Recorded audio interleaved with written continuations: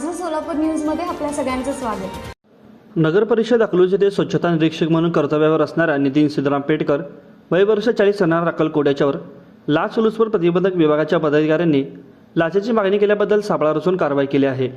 याबाबत विभागाने पोलीस निरीक्षक गणेश पिंगवाले यांच्याकडून मिळालेल्या माहितीनुसार येथील तक्रारदार यांची श्री गणेश इंडस्ट्रियल सर्व्हिसेस बारामती नावाची कंपनी असून ही कंपनी विविध नगरपरिषद नगरपालिकांना साफसफाई व इतर कामांकरिता मनुष्यबळ पुरवठा करते।